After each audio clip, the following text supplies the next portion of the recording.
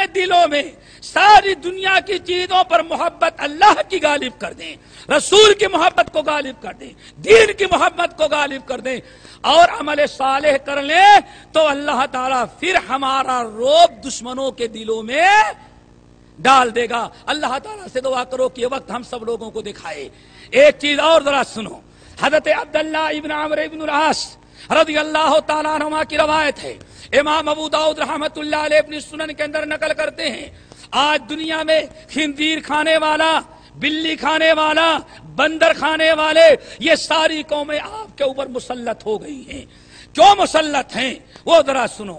آپ نے ساتھ رہا اذا مشت امتی المتیتا، اذا مشت امتی المتیتا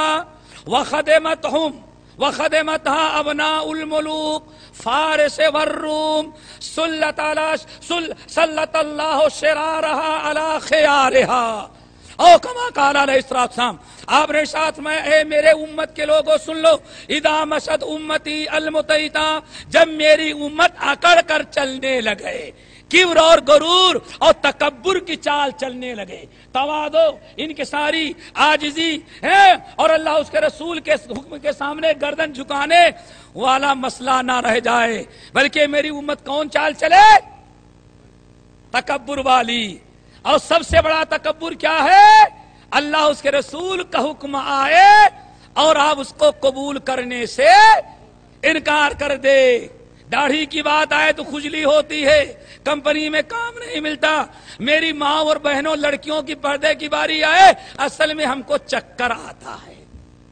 پردہ کرنے سے کیا آتا ہے؟ چکر آتا ہے، ہزار ہیلے بہانے، نماز کی باری آ جائے، ارے صاحب کیا بتائیں دنیا نے گھیر لیا ہے، حج کی بہت بات آ جائے، حج فرض ہے صاحب حج کرو، ارے آخر میں دیکھ لیا جائے گا۔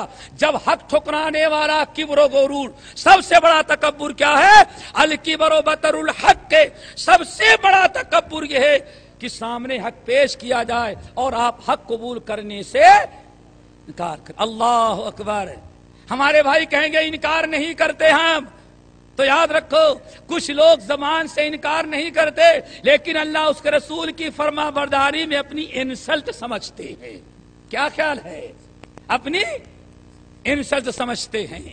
ابلیس نے یہی کہا تھا انا خیر منہ، آدم سے میں بہتر ہوں، آدم کے سجدے کرنے میں ہماری انسلٹ اور ہماری توہین، رسوائی، توہین ہے۔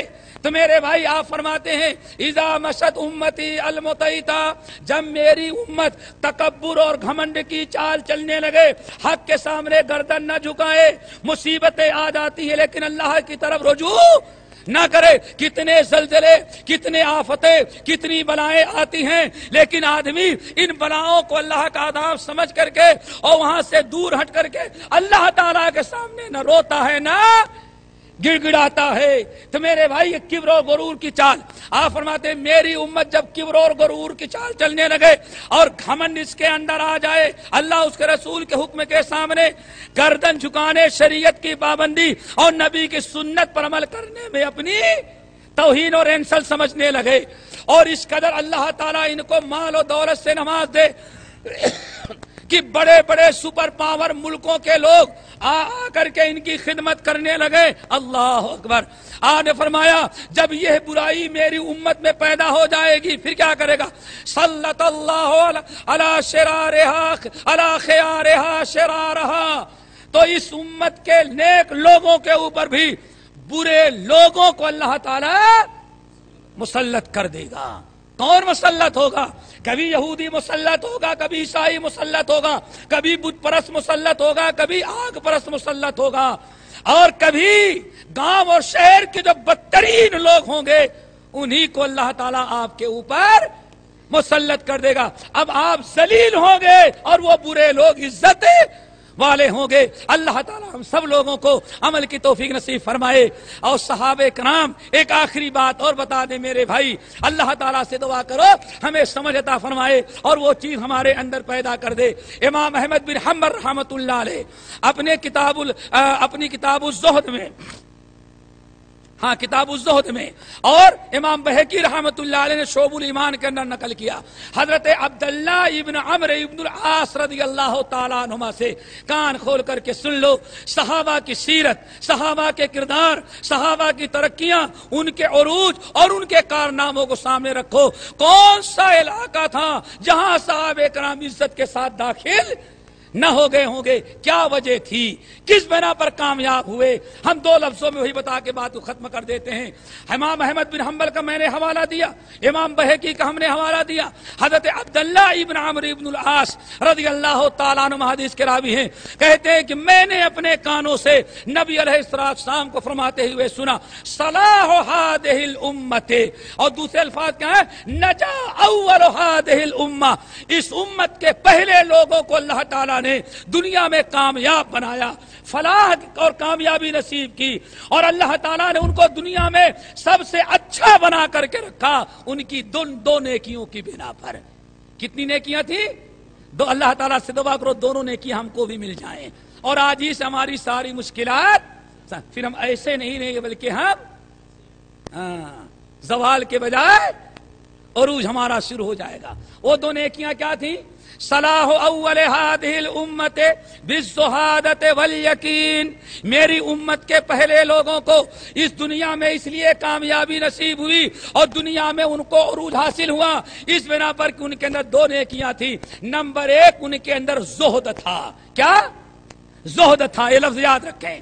پہلا عمل اور پہلی خوبی یہ تھی کہ صحابہ کرام اور اس امت کے اولین ہمارے سلف میں کیا پایا جاتا تھا؟ زہد ہے۔ اور نمبر دو، والیقین، کیا تھا؟ اللہ اس کے رسول کی ہر بات پر یقین کامل۔ زہد اور یقین کی بنا پر پوری دنیا پر وہ غالب آئے۔ زہد کس کو کہتے ہیں؟ اس کے لیے مستقل موضوع چاہیے۔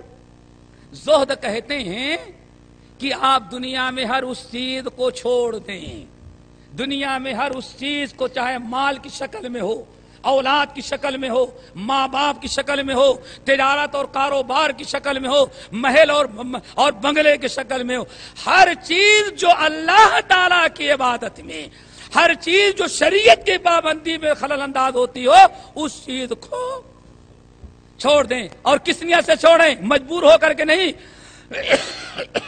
اس نیت سے چھوڑیں، اس علم کے ساتھ کہ ہم جو چیز چھوڑ رہے ہیں یہ ادنا درجے کی ہے، اور جس چیز کے لیے چھوڑ رہے وہ اعلیٰ درجے کی ہے۔ اب ذرا سوچیں، آپ دنیا کی تجارت، دنیا کے کاروبار، عزیز و اقارب، مال و دولت، یہ محل اور بنگلوں کو اگر یہ رکاوٹ بنتے ہیں اللہ کی عبادت میں، شریعت کی پابندی میں، اطاعت الہی و اطاعت رسول کی راہ میں رکاوٹ بنتے ہیں، آپ ان کو چھوڑ دیتے ہیں۔ ان کو چھوڑا کس کے لیے؟ اللہ کے لیے۔ اور اس چھوڑ دینے پر اللہ جو آپ کو بدلہ دے گا اس کے مقابلے میں دنیا کی ساری دولت بھی پیش ہے۔ اللہ کے رسول نے فرمایا نا، اے لوگوں، تمہارے بھائی سعد جن کو چند دن پہلے تم نے دفنایا، اللہ نے ان کو ایک دستی جو دی ہے، دستی میں کیا ہوتا ہے؟ کتنی بڑی ہوتی؟ اتنی بڑی ایک دستی جو دیا ہے جنت میں، اس ایک دستی کی قیمت ساتوں زمین اور آسمان بھر کے خزانہ دے دیا جائے جب بھی ادا نہیں ہو سکتا۔ تو زہد کہتے ہیں میرے بھائیوں کہ دین کی راہ میں، شریعت کی راہ میں، اللہ اس کے رسول کی فرما برداری میں جو چیز رکاوٹ ڈالتی ہو، کتنی بھی بڑی چیز ہو، اس کو چھوڑ کر کے اللہ اس کے رسول کی فرما برداری کرے، اللہ کی رضا کے لیے، اس نیت کے ساتھ، اس امید کے ساتھ، اس علم کے ساتھ کہ جو چیز ہم چھوڑ رہے ہیں، جس کے لیے چھوڑ رہے ہیں وہ اس سے ہم کو زیادہ دے گا۔ اس کو کیا کہا جاتا ہے؟ زہد ہے۔ اللہ اکبر، صحابہ کرام میں زہد تھا۔ اور دوسری خوبی کیا ہے؟ اور زہد، ایک مرتبہ امام احمد بن حنبل رحمۃ اللہ علیہ اپنی مسند میں نقل کرتے ہیں، عمرو بن عاص رضی اللہ تعالیٰ سے، اے لوگو ما ابعد ہدیکم من ہدی نبیکم صلی اللہ علیہ وسلم، اے لوگو روزے نماز تو کرتے ہو لیکن نبی کے طریقے سے تم کتنے دور ہٹ گئے؟ لوگوں نے کہا نہیں ہرگز نہیں، ہم لوگ ابھی نبی کے طریقے پر ہے۔ عمرو بن عاص نے کہا نہیں، واللہ ما ابعد ہدیکم من ہدی نبیکم، ہمیں بڑا تعجب ہے، ابھی اللہ کے رسول کا پیالہ پانی کھانے والا موجود ہے، بستر موجود ہے، چارپائی موجود ہے اور ساری چیزیں موجود ہیں، لیکن نبی کے طریقے سے تم کتنے دور ہٹ گئے؟ لوگوں نے کہا کئی فضا کا، یہ کیسے کہہ رہے ہو؟ اللہ کی قسم ہم لوگ نبی کے طریقے سے نہیں ہٹے ہیں۔ کہاں نہیں ہٹ چکے ہو؟ اللہ کے نبی کان ازہد الناس فی الدنیا، سب سے زیادہ نبی دنیا میں نبی علیہ السلام سب سے زیادہ زہد والے تھے۔ نبی علیہ السلام دنیا سے سب سے زیادہ بے رغبتی کرتے تھے اور تم لوگ دنیا سے بہت ہی زیادہ رغبت کرنے لگے۔ یہ ہے تمہارے ان کے درمیان فرق۔